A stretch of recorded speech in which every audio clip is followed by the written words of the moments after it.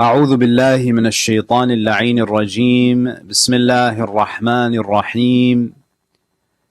الحمد لله رب العالمين، ثم الصلاة والسلام على خاتم الأنبياء والمرسلين سيدنا ونبينا محمد وعلى أهل بيته الطيبين الطاهرين. اللهم صل على ولعنة الله على أعدائهم ومنكر فضائلهم من الآن إلى قيام يوم الدين. رب اشرح لي صدري ويسر لي أمري واحلل عقدة من لساني يفقه قولي. ثم أما بعد، فقد قال الله تعالى في محكم كتابه: بسم الله الرحمن الرحيم. الحمد لله الذي وهب لي على الكبر إسماعيل وإسحاق إن ربي لسميع الدعاء رب اجعلني مقيم الصلاة ومن ذريتي ربنا وتقبل دعاء. صدق الله العلي العظيم. صلوا على محمد وآل محمد.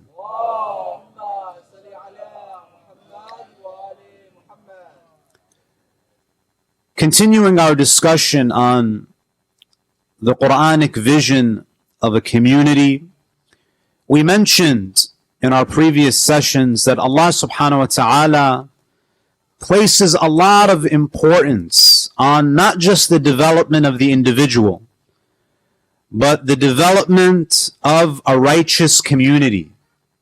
And this is why Allah subhanahu wa ta'ala, when He speaks about spirituality and spiritual development, He says, Ya ayyuhalladhina amanu qu anfusakum wa ahlikum naran waquduha an-nas wal hijara. O you who believe, protect yourselves, your own souls, but not only that, protect and guard and safeguard the souls of your family members. Which means that from a Quranic perspective, we have an individual responsibility to gain nearness to Allah. And if we want to contribute to the spirituality of the community, we have to focus on our families.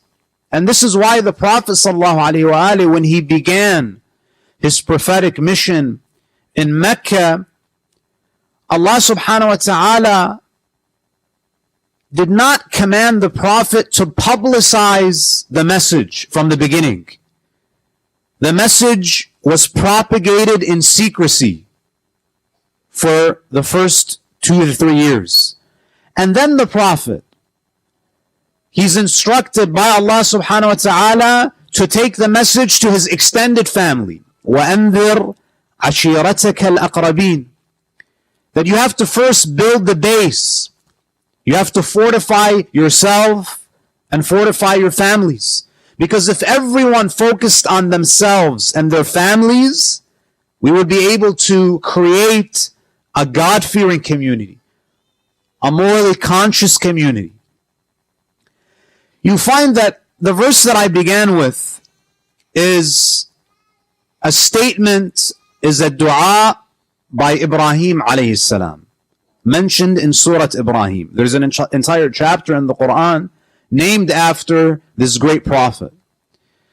Ibrahim alayhi salam, he says, and this is a dua that he recites at the end of his life. He says, Alhamdulillahi alladhi wahabali ala al-kibari Ismaila wa Ishaq. He says, praise be to Allah, the one who has gifted me. Look at the words that he uses. Wahabali. The word hiba means a gift. The one who has gifted me, not with any children, who has gifted me with children like Ismail and Ishaq.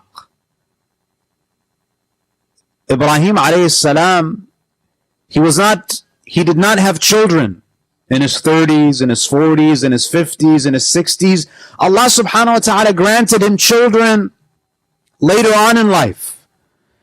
And Ibrahim alayhi salam is offering his thanks to Allah for granting him righteous children, children who are God-fearing, like Ibrahim, like Ishaq and Ismail. And you find that Ibrahim alayhi salam, throughout his life, he was always asking Allah Azza wa Jal for children. قال رب هب لي من الصالحين. Oh Allah, grant me a righteous progeny. When Ibrahim alayhi salam was appointed as an imam in Surah Al-Baqarah verse 124, what does he say? وَإِذِ ابْتَلَى إِبْرَاهِيمَ رَبُّهُ بِكَلِمَاتٍ فَأَتَمَّهُنْ. Allah subhanahu wa ta'ala tested. He tested Ibrahim. He put him through various trials to prepare him for a new role that he was to play, to elevate his position, to elevate his rank. فَأَتَمَّهُنْ. And he successfully passed all of those trials. قَالَ إِنِّي جَاعِلُكَ لِلنَّاسِ إِمَامًا. That I am now, because you have demonstrated your resilience and your patience and your trust in me, I am now making you an imam, a leader, a role model for all people. What was Ibrahim's first reaction to this? قَالَ وَمِن ذُرِّيَّتِي. He immediately thinks about his children, his offspring, because he knows that yes, it is an honor to be an imam, but what will continue to benefit me even after my death if I can raise children who become a'imma. Because you reap the benefits of the good deeds of your children if you raise them properly. It's an investment in your akhirah, because Ibrahim alayhi salam doesn't want his thawab, his reward, his legacy to end with his death. He wants it to continue through his children. And this is why the Holy Prophet sallallahu alaihi wasallam, la basallu ala Muhammad wa alihi, he says, إِذَا مَاتَ ابْنُ آدَمَ. The Prophet, he says, إِذَا مَاتَ ابْنُ آدَمَ انقطع عمله إلا من ثلاثة.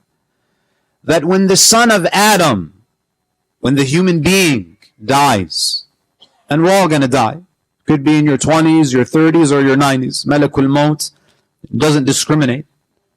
There are many people, they're perfectly healthy, they go to bed and they don't wake up, they leave. إذا مات ابن آدم, when the human being dies, انقطع عمله إلا من ثلاثة. Your book of deeds is closed. The story of your life ends. Your a'mal come to a halt. إلا من ثلاثة. But there are three types of actions that continue to benefit you even after your death. The Prophet says, صدقة جارية. Charitable endowments. You donate to a masjid. You build a school. You help fund the building of wells in different parts of the world. Something that continues to benefit people. You receive the thawab. So you don't only rely on people to remember you with Surah Al-Fatiha. It could be something as simple as planting a tree. All of the animals that benefit from this tree, all of the people that sit and enjoy the shade. The fact that you planted it and you're contributing to the betterment of the atmosphere, the environment. All of the fruits that are consumed from that tree, Allah rewards you for it. Sadaqatun jariyah. Or ilmun yuntafa'u bih. Or you leave behind a legacy of knowledge. You write a book. You deliver lectures that are preserved. You teach someone. You know, sometimes you teach someone, you give someone some knowledge, and then they pass it on to someone else. You're a partner with them when this knowledge is transferred, because you are the one who planted that seed of knowledge. Or ilmun yuntafa'u bih. And then the final thing the Prophet mentions is related to what Ibrahim was asking for. Ibrahim, throughout his life. And Ibrahim alayhi salam is a wise man. He's a prophet of God. He knows what is going to help you in dunya and what will continue to help you in akhirah. Waladun, the Prophet says, the third action that will continue to benefit you after your death, even if you've been dead for thousands of years. Waladun salihun yad'u lah. Leaving behind a righteous child who prays for you, who remembers you. Believe me, brothers and sisters, other people are going to forget you. Your friends, some family members, the community at large. You know, when someone passes away, we have a Fatemah for them. We recite Surah Al-Fatiha, we recite parts of the Quran, and we intend to send the reward to the deceased. But as time passes, people forget. They move on. You'll be lucky if they even mention your name, let alone recite Surah Al-Fatiha for you. But when you invest in a child, when you raise them properly, when you teach them how to be virtuous, you continue to benefit. And that's why when you look at the Prophet ﷺ, even after the Prophet passed away, he continued to benefit from the good deeds of Hassan and Hussein and Imam Zainul Abidin. So all of the Imams, whenever they did good, Rasulullah is a partner with them in the thawab.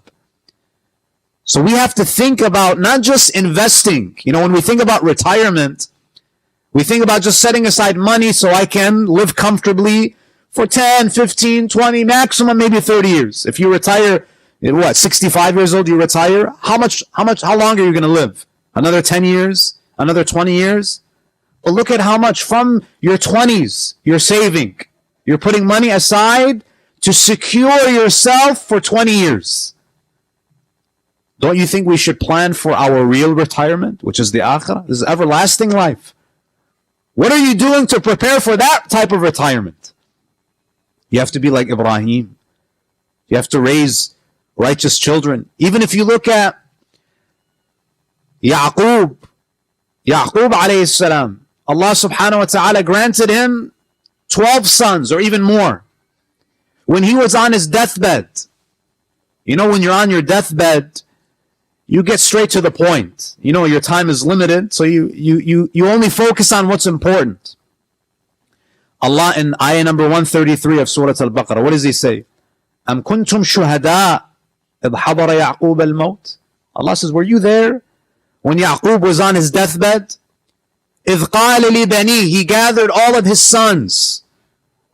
إذ قال لبنيه ما تعبدون من بعدي? What are you going to worship after me? He's on his deathbed, and what is he concerned about? He's concerned about the spirituality of his children. Now, it's important for us to make sure that they're taken care of financially, but how many of us actually think about their deen? ما تعبدون من بعدي قالوا نعبد إلهك وإله آبائك إبراهيم وإسماعيل وإسحاق. And this is what gives Yaqub peace, that he's leaving behind sons who will continue to worship God, to continue to be righteous. And therefore, my dear brothers and sisters, we have to start thinking long term. You know, it's easy to have children. It's not difficult. It takes a moment to conceive a child. It's not difficult to have a child. Even insects, animals, they have children. Having a child is easy. But raising a child, raising them properly, that's very challenging. It's difficult. And even the Imams of Ahlul Bayt, they understood that it was difficult. Imam Zainul Abidin, salawatullahi alayhi, Allahumma salli ala Muhammad. He has a dua. The Imam alayhi salam has a dua for almost everything. He has a dua for parents, for neighbors. He has a dua when you even see the crescent moon. And this is a lesson for us, that at every moment, there's an opportunity to get closer to Allah.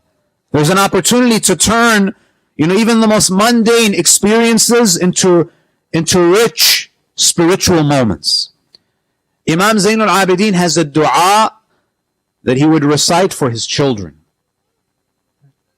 The Imam alayhi salam, he says, وَأَعِنِّي عَلَى تَرْبِيَتِهِمْ وَتَأْدِيبِهِمْ وَبِرِّهِمْ Listen to what the Imam says. He says, "Oh Allah, help me raise them.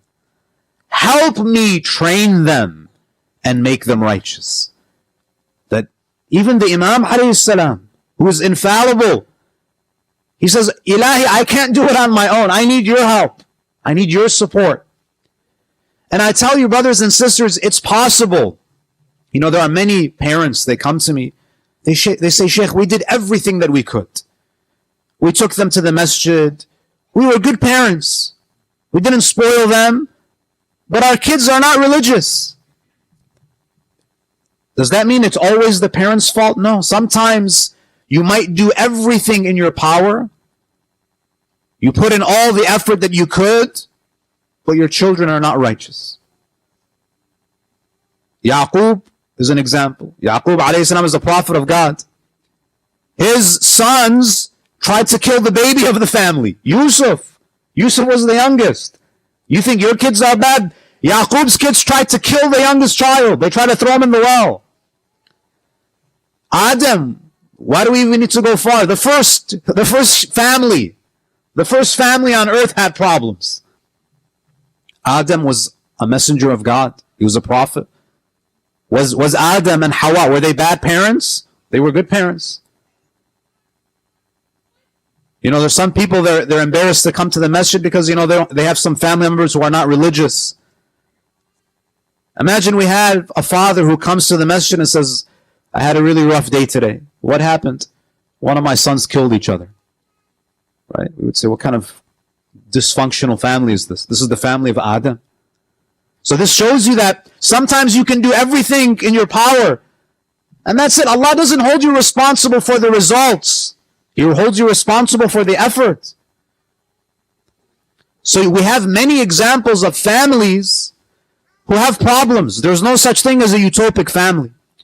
But what we have to do is that we have to do our best. We have to strive. We have to put in maximum effort to ensure that our children are righteous, that they're God-fearing. If you do that and they're still corrupt, Allah is not going to hold you responsible. You did your best. Now, what are some of the things that we can do to raise righteous children? Children who are obedient to Allah, who are God-fearing, who are spiritual. And whether you're parents now or you're young, it applies to all of us. For those who have children, it's very relevant. For those of you who are not married, inshallah, one day you will get married, and you have to know how to deal with children, how to raise them properly. Number one, you have to learn the art, and I call it an art, the art of listening. Right? There are many parents. They come to me, they call me, they text me, they message me, they email me. "Shaykh, my son never listens to me. My daughter never listens. I talk to them, they ignore me. They don't listen to me." I ask these parents, you complain that your kids don't listen to you. Do you listen to them? It goes both ways. Do you listen to them? You say you complain that they're not good listeners. Maybe they learned that from you, because you're not a good listener. It's always just about giving orders. You don't listen to them. You don't allow them to express themselves. You just tell them, do this, do that. There's a dictatorship in the house. There's a dictator in the house. It's not a real family. There's no communication. So we have to learn, before we expect our children to listen to us, we have to listen to them. We have to allow them to speak. There has to be communication. And this is why in the Quran you find that Ibrahim alayhi salam, Allah subhanahu wa ta'ala in Surah Safat verse 102, He says, فَلَمَّا بَلَغَ مَعَهُ السَّعْيِ. So Ibrahim alayhi salam, this elderly father, he has a son, he has Ishaq. When Ishaq reaches the age where he's now going along with his father, he's helping him with his affairs. He's old enough to accompany his father. He's Ismail. So Ismail alayhi salam is with his father. And we know that Ibrahim alayhi salam, he has this dream. And we know that the dreams of prophets are a form of revelation. قَالَ يَا بُنَيْ, he says, "O my beloved son, إِنِّي أَرَى فِي الْمَنَامِ أَنِّي أَذْبَحُكَ, I saw in my dream that I am sacrificing you." Right? Now, of course, if your father tells you that, you should call the police. But this is a prophet of God. Right? So he says, "I see in my dream that I'm sacrificing you." This is a command of God. This is wahi. But yet, what does Ibrahim say to his son? فَانظُرْ مَاذَا تَرَى. What's your opinion? What do you think? So you see that he engages his son. He doesn't tell him that this is Allah's command, I don't want to hear it. He talks to his son. He has a conversation with his son. How many of us have conversations with our children? You know, if you communicate with them, if you listen to them, they'll open up to you. When they have problems at school, if they're being bullied, if they're being offered drugs, if they're being pressured by their friends to date and engage in premarital sex, they'll come to you. They'll talk to you. But if it's only about giving them orders, they're going to stonewall you. They're not going to talk to you. They're going to go to someone else who's willing to listen to them. If you don't listen to them, they're going to search for someone else who's going to listen to them. And no one cares about the children more than you. You want to have a friendship with them. So therefore, you have to speak to them. You have to talk to them. Now, the second thing, so the importance of communication. And sometimes, you know, you have to set time aside for this. I know all of us are busy, but have a conversation with them. Whether it's over dinner. You know, I think every family, so in the morning, everybody's rushing to work. Lunch, everybody's at work. Sometimes dinner, we don't have dinner together. At least have tea with each other when everyone's home. Come together. Pray one of the prayers jama'ah together. If you can't even do that, then on the weekends. On the weekends, as a family, you should decide that we're going to have brunch together as a family. You build your schedule around this. That on the weekends, we pray jama'ah. During the week, we have an excuse. We're busy. On the weekend, we pray Salatul Dhuhr, Asr, Jama'ah. We pray Maghrib and Isha, Jama'ah. Make the family come together. Talk to each other. Number 2, accept your children the way that they are. And what do I mean by this? You know, a lot of the conflict that happens between parents and children is because a lot of parents, because they care, I don't doubt that it's coming from a good place. They try to control every aspect of their children's lives. Even when it comes to the career that they choose. Even the career. You know, sometimes, you know, you have a youth who has a certain passion. They're passionate about journalism. They're passionate about a career that the parents are not too keen about. You know, I met a brother a couple of years ago, and this young man, Muslim family, he was interested in being a chef. He wanted to go to culinary school. And he was really a master chef. We would all want to go to his house.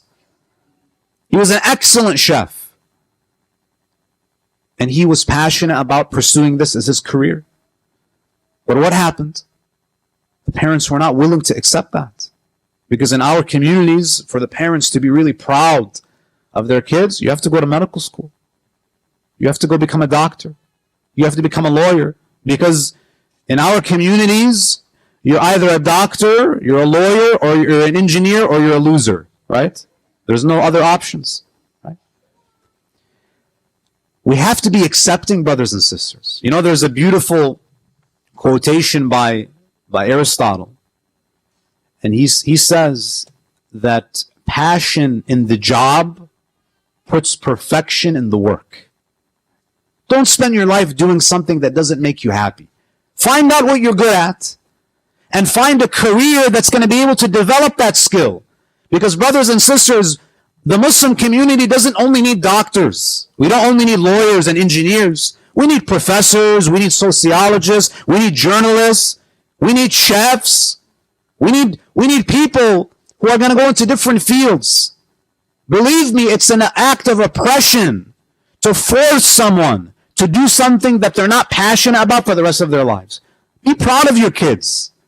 If they want to take a path that's less traveled, as long as it's not haram, encourage them. I've met a lot of doctors who should have been journalists. It's tragic. I've met a lot of engineers who should have been artists, who should have been authors. We need to kind of diversify our communities. We have to empower each other. You know, sometimes you might have a child who's not the best test taker, right? Sometimes we put so much pressure on our kids that, you know, there was a brother that was telling me that, Shaykh, if I don't get an A plus, my life is over. If he gets a B, not even a B, forget about a B, an A minus, he doesn't want to come home and face his father. Why? He says, because my father's going to punish me because I got an A minus. And if he brings a B to his father, oh, the names that the father is going to call him. That you're ignorant. Sometimes they even call him a donkey. You're a donkey. You got a B? How could you get a B? We have to be careful with the way that we talk to our kids. They're human beings. There's a lot of pressure on them. If they get a B and you want them to do better, there's a way to say it. Instead of always putting them down, say that, may Allah bless you, you did well. Inshallah, next time you do even better. You get an A minus, you get an A plus. There's a way to encourage them. Because it's difficult to go through life as a young person in college with all of this pressure on you. The peer pressure, the drugs, the political atmosphere. And on top of that, you have parents who are never happy with you. You never meet their standard. That's a lot of pressure. Some of them, they go to the brink of committing suicide. It's too much pressure. So, accept them the way that they are. If they want to take a path that you might not agree with, give them advice. You're entitled to give them advice as a parent. But nurture their skills. Don't shut them down. If they say that they want to be artists, they want to be chefs, they want to be whatever they want. They want to be journalists.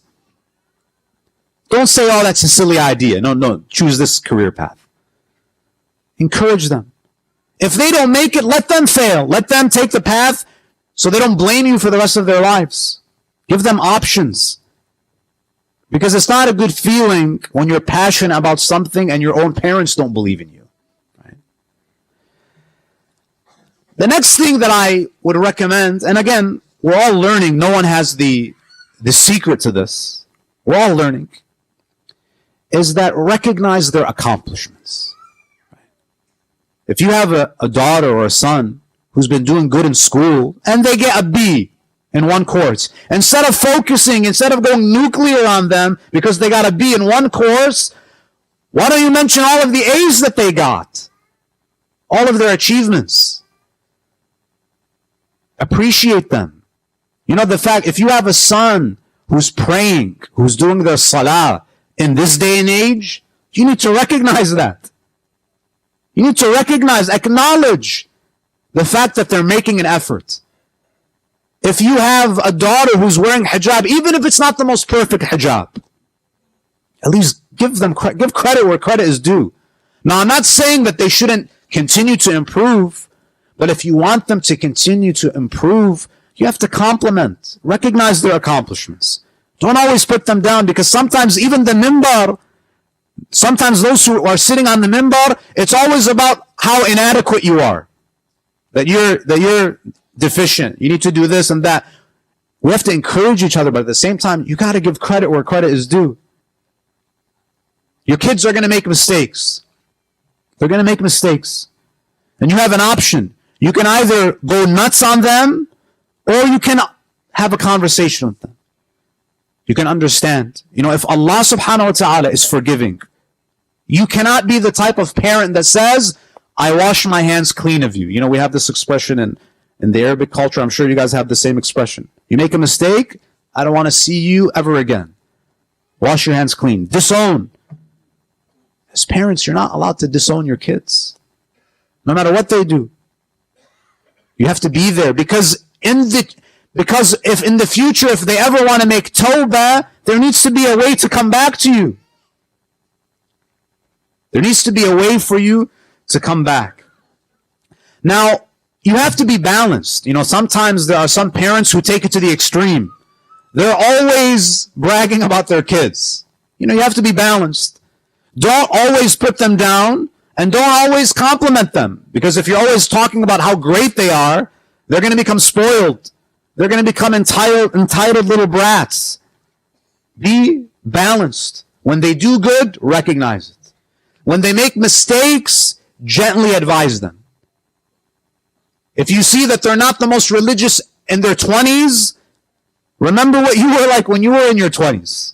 Sometimes parents forget how they were living when they were young. There was a mother who was chastising her daughter because she wasn't wearing the hijab. And she was in her 50s. She was so upset. And they do this out of love. Believe me, brothers and sisters, even when your parents are angry with you and they shout at you, it's coming from a place of love. Now, again, that's not the healthiest way of showing love, but it's coming out of love. Don't doubt their intentions. But you have a 50-year-old mother who's chastising her 20-year-old daughter for not wearing hijab. Now, there's a way to encourage them, but she's putting so much pressure, sometimes even using profane language against her daughter because she's not wearing the hijab. I asked the mother, when did you wear the hijab? 10 years ago, when I was 40. So even if she wears the hijab at 30, she's still doing much better than you did. Meaning, give people room to grow, encourage them.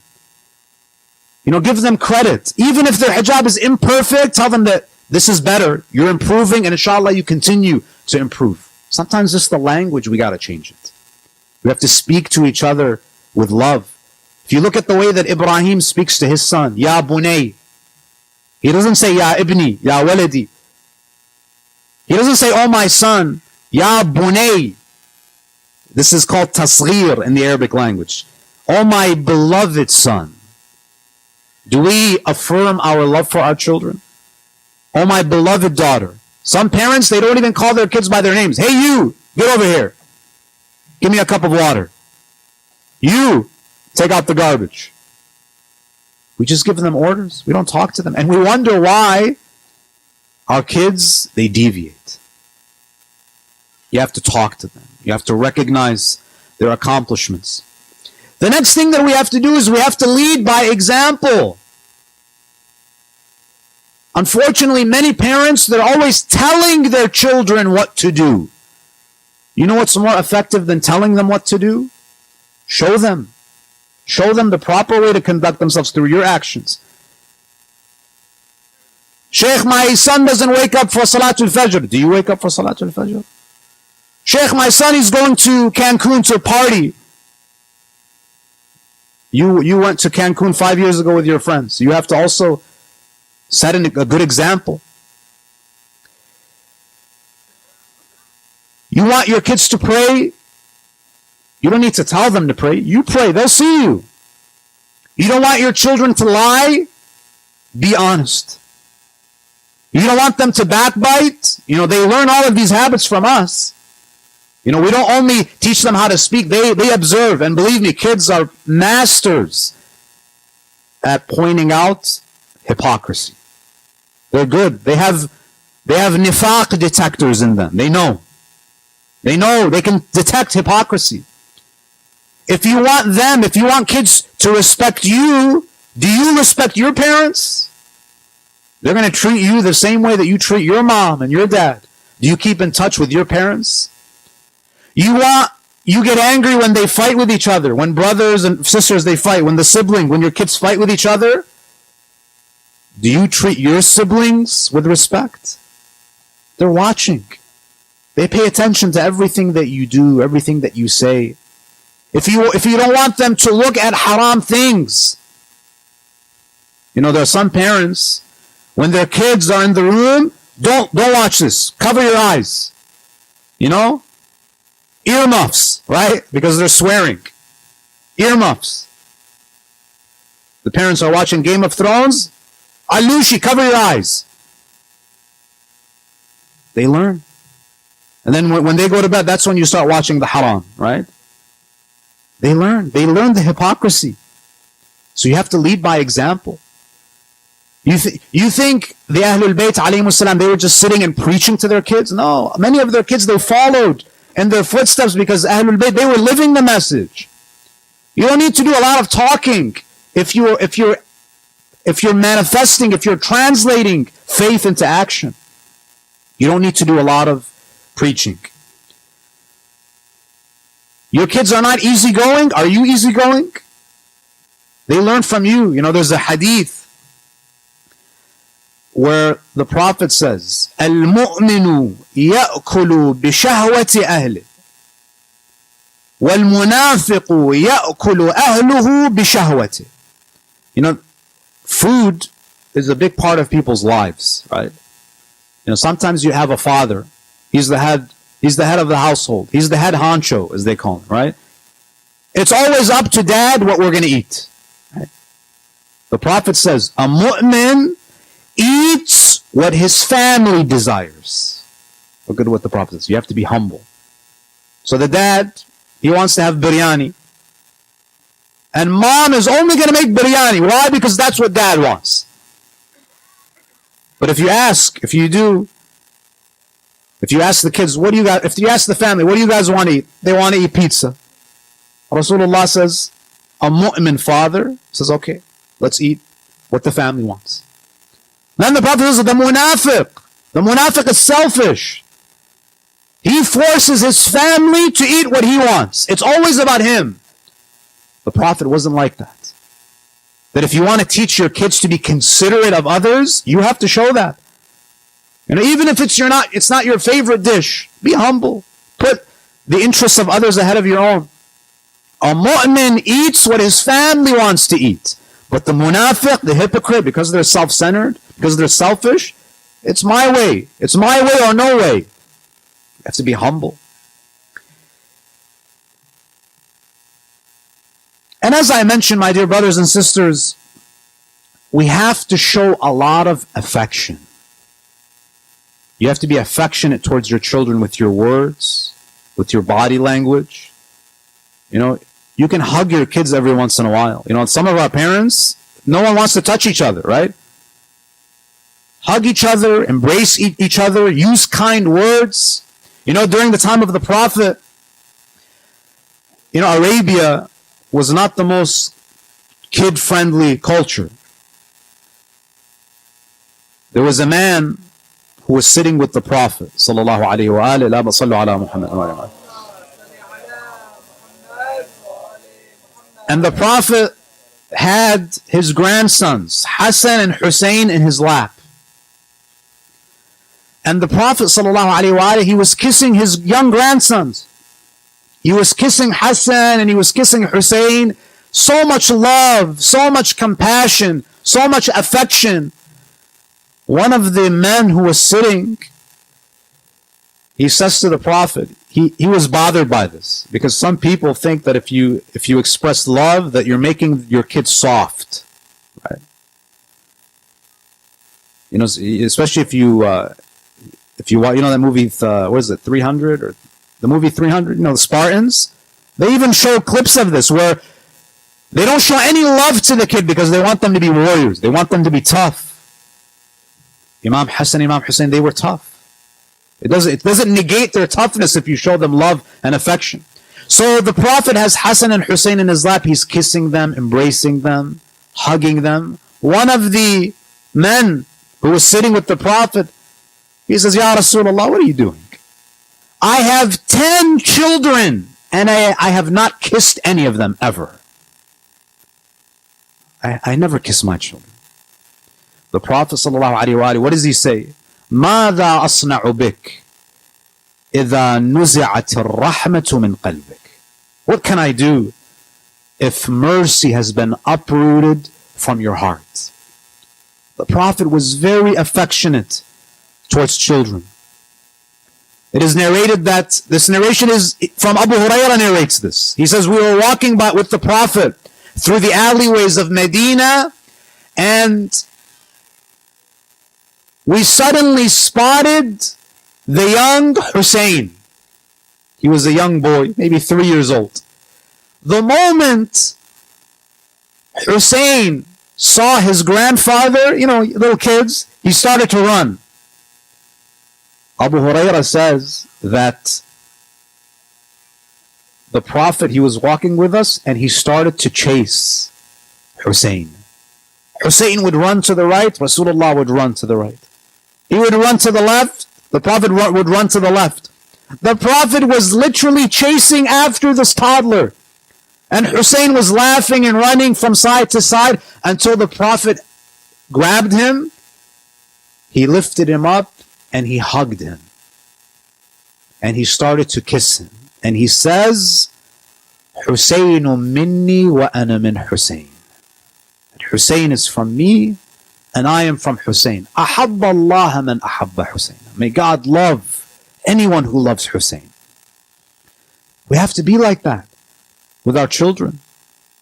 Sometimes even if they're college students, whether they're in high school, sometimes when they're having a bad day, they might not want to talk, but sometimes a hug from a father, from a mother, a smile, believe me, it helps. It takes away a lot of their stress and their anxiety. So don't automatically assume. Some parents, they're not affectionate because they say, oh, my son knows that I love him. My daughter knows that I love her.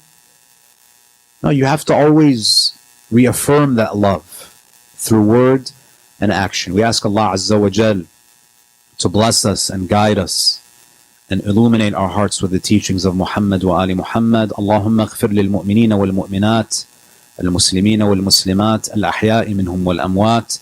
تابع اللهم بيننا وبينهم بالخيرات إنك مجيب الدعوات إنك قاضي الحاجات إنك على كل شيء قدير وآخر دعوانا أن الحمد لله رب العالمين وصلى الله